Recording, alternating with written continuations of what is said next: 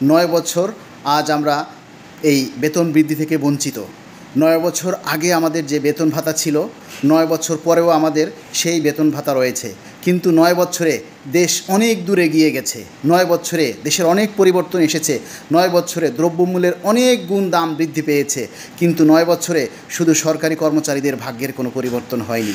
প্রিয় বন্ধুরা, আমরা যারা সরকারি চাকরি করি, আমরা বিভিন্ন সংগঠন করি। সংগঠন যার যার, কিন্তু দাবি আমাদের সকলের। তাই যে সংগঠন থেকেই দাবি আদায়ের জন্য ডাক দেয়া হোক, আপনারা সেই সকল ডাকে সাড়া দিন।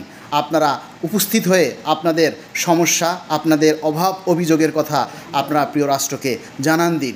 আপনারা একটা কথা মনে রাখবেন, কোনো অফিসার, কোনো কর্মকর্তা তাদের পে স্কেলের প্রয়োজন হয় না, কারণ তাদেরকেও কলমের খোঁচায় টাকা পায়। তাদের টাকার প্রয়োজন হয় না, তাদের পে স্কেলের প্রয়োজন হয় না। কিন্তু পে স্কেল প্রয়োজন হবে আপনার। আবার আপনি মাঠে রোদে পুড়ে যখন দাবি আদায়ের জন্য সোচ্চার হবেন, আপনি মাথার ঘাম পায়ে ফেলবেন, তখন ওই সকল কর্মকর্তাদের সুবিধাটাই সবচাইতে বেশি হবে, কারণ তাদের গ্রেড এগিয়ে। আর আমরা তো সেই 10 গ্রেডের পরে, অর্থাৎ 11 থেকে 20 গ্রেডের মধ্যে। আমাদের গ্রেডের কোনো পরিবর্তন হয় না।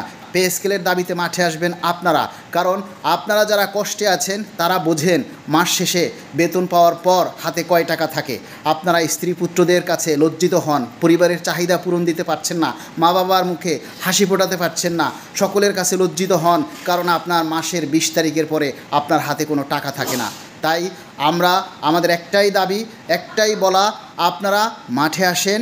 সংগঠন যার হোক, দাবি সকলের। আপনারা প্রিয় রাষ্ট্রকে, প্রিয় প্রধানমন্ত্রীকে জানান দিন যে আমাদের প্রয়োজন, আপনি আমাদের প্রয়োজনগুলি পূরণ করেন।